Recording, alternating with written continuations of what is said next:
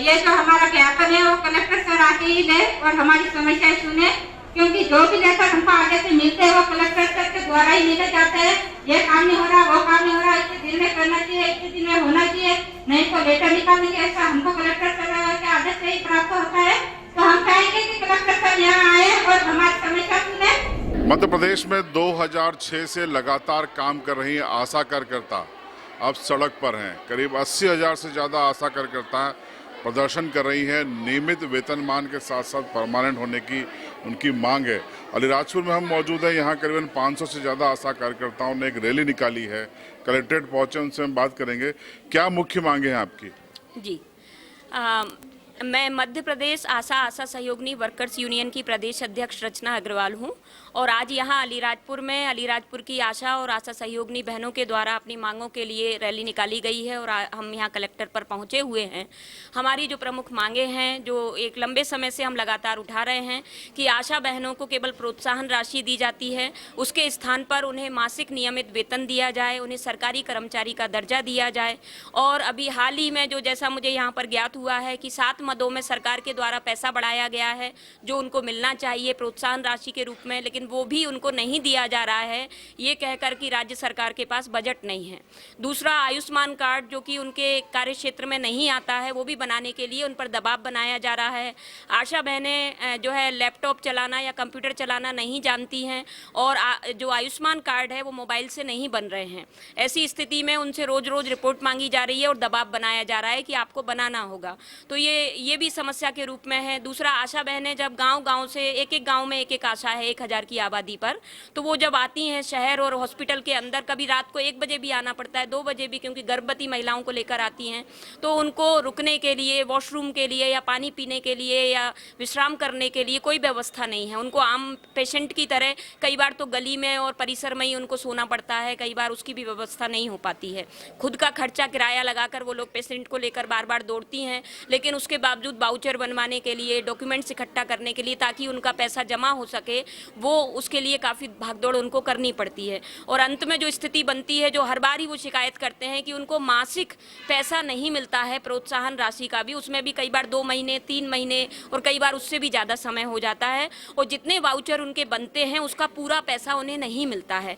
तो इसलिए ये ज़रूरी है कि उनकी मेहनत का पूरा पारिश्रमिक उन्हें मिले। इसके लिए उनका वेतन नियमित कर दिया जाए, क्योंकि ये वाउचर माने एक चीज़ का पैसा इकट्ठा करना एक लंबी प्रक्रिया है और ये अनुचित है, क्योंकि उनका जो काम है वो स्थायी प्रकृति का है।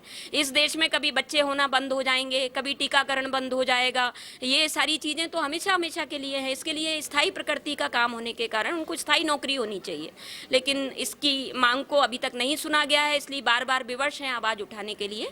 तो इन्हीं मांगों का हम निराकरण करने के लिए आज यहाँ पर कलेक्टर साहब के जरिए मुख्यमंत्री जी तक अपनी बात पहुँचाने के लिए आए हैं, क्योंकि ये लोग राज्य बजट की भी बात कह रहे हैं कि बजट में पैसा नहीं है।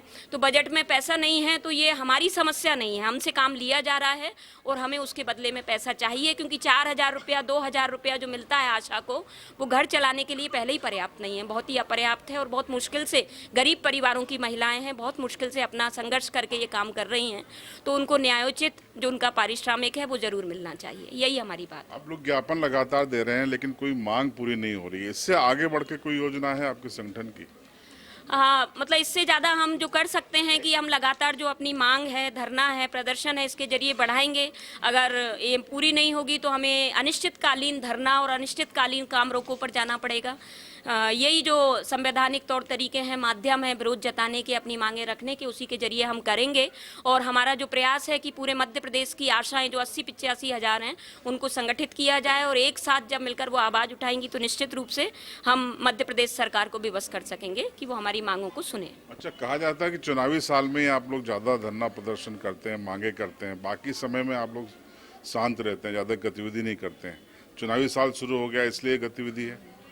करते हैं सर, वैसे तो हर साल लगातार करते आ रहे हैं। लगातार करते कोरोना हैं। काल में भी किया है, कोरोना काल में भी किया है, क्योंकि कोरोना में भी ऐसा हुआ कि उसका भी पैसा नहीं दिया गया, प्रोत्साहन राशि बहुत सारी आशाओं को, और उसमें इतने मतलब जो है जो ऐसी स्थिति थी जिसमें कोविड में लोग परिवार को नहीं छू रहे थे। स्टार्टिंग में तो जैसा डर था उसमें भी आशाओं को उतार दिया गया था सर्वे करने के लिए और उनके पास पर्याप्त सुरक्षा के साधन भी नहीं थे।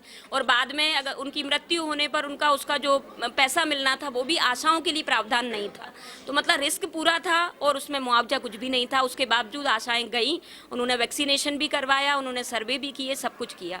तो उस दौरान भी हमने मांगे उठाई थी, लेकिन वही है कि जितना हाईलाइट हो पाता है उतना आपके सामने। बोलना चाहेगा आप में से कोई बोलना चाहे तो आगे आ जाए। कोई भी जो बोलना चाहे बोलिए, आप लोग बोलिए जो आप बोलेंगे। अपनी बातें। बताइए, क्या मैदानों में जब आप काम करते हैं तो क्या दिक्कतें आती है और सरकार की ओर से कैसा रिस्पॉन्स है?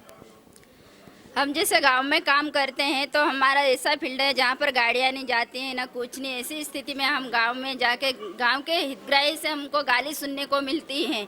जैसे कि सस्तागढ़ डिलीवरी हो तो उसके परिवार में ये सुनने को मिलता है कि आप डिलीवरी के लिए लेके गए, हमको हमारे हितग्राही को पैसे दिलाओ, लेकिन वो भी नहीं हो पाता है। और ख़ास करके हमारी ये समस्या ज़्यादातर आ रही है कि हमारे गांव में नेटवर्क मिलता नहीं। जैसे नेटवर्क नहीं मिलता तो आयुष्मान कार्ड कैसे हम बनाएंगे? तो हर बार हमारे को ब्लॉक से दबाव डाला जाता है कि आप लोगों को शाम को इतनी रिपोर्ट देना है, लेकिन हम कैसे करके बनाएं? और शाम को सर फ़ोन लगाते हैं तो हम रिपोर्ट नहीं दे पाते क्योंकि नेटवर्क ही नहीं मिलता और हमारे पास इतना बड़ा मोबाइल नहीं है कि हम आयुष्मान कार्ड बना सकें। देखिए, मैदानी अमले से कोशिश सरकार की ये है कि हर काम ये करके दे दें, चाहे वो स्वास्थ्य विभाग से जुड़ा हुआ हो, वैक्सीनेशन से जुड़ा हुआ हो, कोविड से जुड़ा हुआ हो, प्रसव से जुड़ा हुआ है। लेकिन बात जब इनको मानदेय देने की आती है तो सरकार इनको 2 से 3 हज़ार रुपये देती है, जो कि कलेक्ट्रेट दर के C कैटेगरी से भी नीचे है।